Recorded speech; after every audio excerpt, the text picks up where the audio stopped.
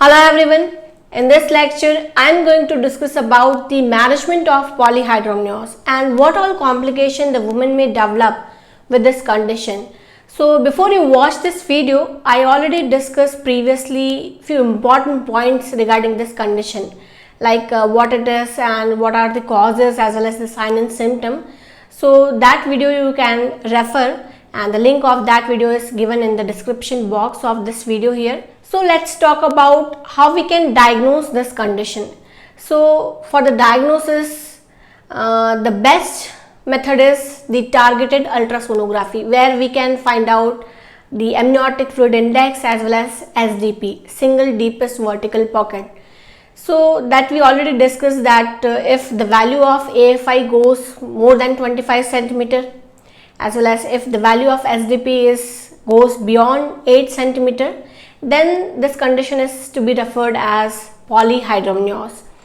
So ultrasonography is very helpful to detect the AFI value as well as the SDP, and along with that it also helps to detect the lie, the presentation of the fetus, as well as if we do amniocentesis, then again it will helpful to detect any congenital birth anomaly like open neural tube defect, where the alpha fetoprotein level is rising more when we are doing amniocentesis. And along with that we can go with the blood test, and in blood test we can identify the higher level of sugar in the woman, and we can detect that the woman is having diabetes, because diabetes is causing hyperglycemia in the fetus as well, and that will cause more urine to produce, and that will contribute in the more amount of amniotic fluid. Yes, and with this blood test ABO-RH grouping can also be detected. So by this also we can detect the woman is having RH negative blood group or not, because in this condition the fetus may develop hydrops vitalis as well as the placental tissues also grows more. So the hyperplasia of placental tissues allows more fluid to transudate across the fetal membrane, and that may contribute in more amount of amniotic fluid. And the amniocentesis, via we can collect the alpha fetoprotein level and we can detect any neural tube defect. So these are the tests through which we can detect the reason to cause polyhydramnios. Now we'll talk about what all complication the woman as well as the fetus may develop. So with a higher amount of amniotic fluid, what happened, the muscle fiber becomes stretched, and there may be a chance that the membrane become ruptured early. So there is a premature rupture of membrane, and if the membrane gets ruptured early, then there is a chance that the woman is having preterm labor, that is the pregnancy is not continuing till term. So when the membrane gets ruptured, there is a chance that there may be a sudden compression of the uterus, because the high amount of fluid may leak suddenly out, and that may cause sudden decrease in the size of the uterus.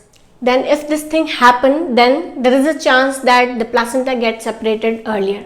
So the woman may develop accidental hemorrhage and she may lead into the abruptio placenta. And along with that, there may be a unstable lie, there may be a malpresentation because of the heavy amount of amniotic fluid, as well as if the membrane ruptures, then there is a chance that the cord comes first. There may be a chance that there may be a cord prolapse where the cord comes first. Okay, so normally we know that the part of the body of the fetus comes first. Okay, but here in this condition what happened, if the membrane ruptures, then there is a chance that along with this amniotic fluid the cord can comes down, and that can be presented previously. Okay, so there is a chance that cord prolapse may be there.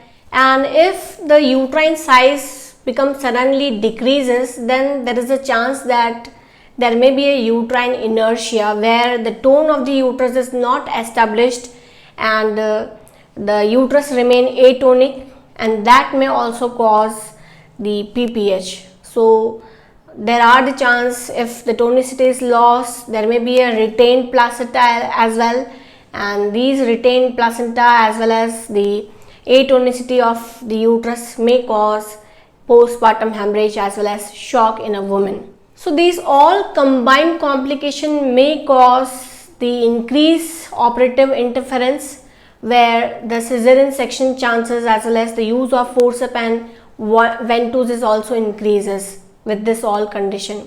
And because of the prematurity of the fetus due to the preterm labor as well as if any defect is there, that is the congenital birth defect, then there may be a chance of fetal death also. So these are the complications that can be appear in the mother as well as the fetus.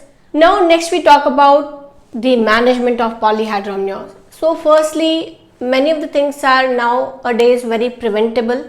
Like if the woman is diabetic, then we can detect it early and we can control it, so that may not cause very severe complications in mother as well as the fetus.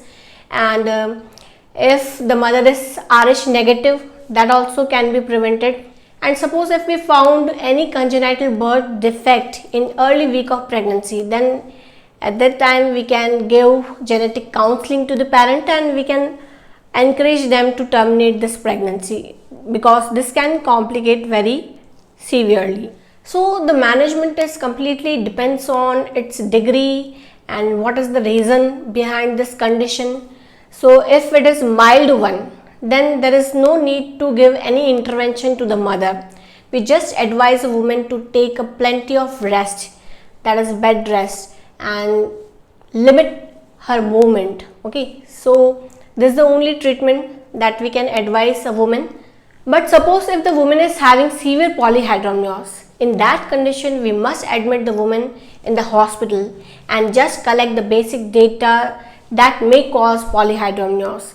Like we can collect the blood, so we can identify if the mother is having diabetes or not. So we can do postprandial blood sugar test, or we can go for the glucose tolerance test as well.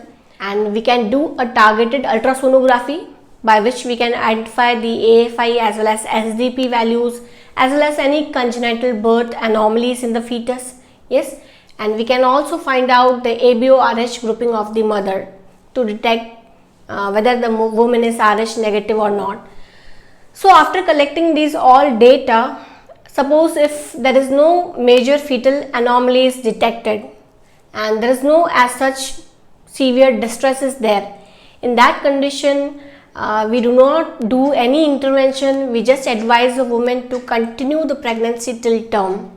But suppose if the maternal distress is more and the week of gestation is not till term, then in that condition we can go for amnio reduction.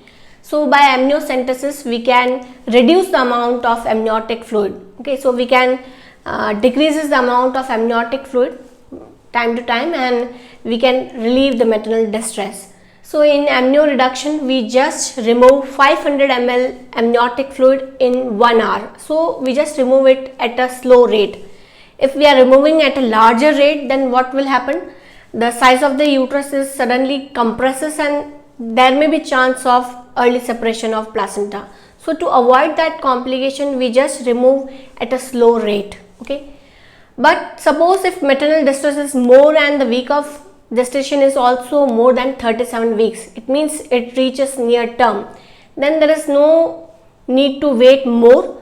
We just go for the amnio reduction as well as we start oxytocin infusion at a slow rate, and along with that we do controlled ARM, that is artificial rupture of membrane, but it should be in a controlled manner.